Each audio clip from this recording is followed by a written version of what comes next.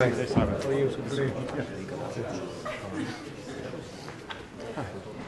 Minister. Just maybe we could start with the meeting today and concerns now that France have obviously been very strong ahead of this meeting, looking for some measures on the supply side. It looks like they may have support from some of the East European countries on this as well.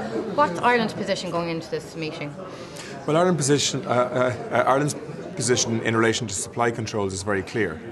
We have made a policy decision which we've prepared for the last 5 years in relation to abolishing dairy quotas, and so we don't want any reversal of that. And I don't think we'll get a reversal of that today.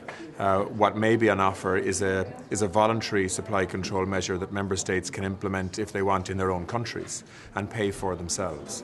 If that happens, that happens. Let's wait and see. But I think there are lots of other tools that the Commission can use to try and support stronger pricing in dairy markets. I think you'll see an extension of the volumes that are allowed into intervention. I think you'll see more flexibilities in relation to storage aid. I think you'll see more money put into the promotion of dairy products, both within the European Union and outside the European Union. So there are things we can do. Will you avail of any of these for Irish farmers? If it's voluntary, will you do anything on the quota or on extra funding for them?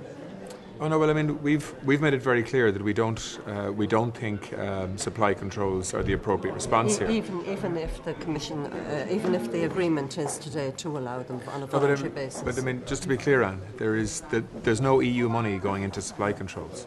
This is an option that if countries want to put their own money into that, they can do that. Do that? No, we won't. And I don't think Irish farmers want that. Certainly, farming organisations don't want that. I don't think. So what we want is the proactive use of market intervention tools that are there, like storage aid, like intervention, like more promotion. We would also like to see progress in relation to reducing or, on a temporary basis, abolishing import levies on fertilisers.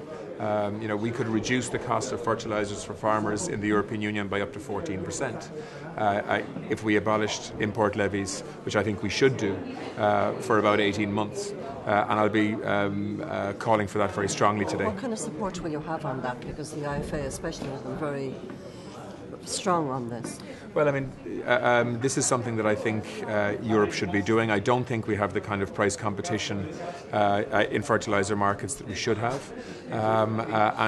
So if we can do something significant on import costs for farmers, that's the same as actually increasing price on the other end for the actual product. So, this is something I think that is in the gift of the European Union. It will be a controversial decision because the Taxation Commissioner and the Trade Commissioner would also need to agree on that. There are obviously fertiliser interests in the European Union who wouldn't like it. But I think primary producers need to be the priority here. But do you think that's an uphill struggle? Will you be able to convince the rest of I don't think we'll get a decision to push it? I don't think we'll get a decision on that today from the Commission, but it's something that I think we'll push strongly. I think it's something that our Commissioner or the Commissioner for Agriculture would support. And I think a number of countries, if not a majority of countries, are likely to support it today. But let's wait and see.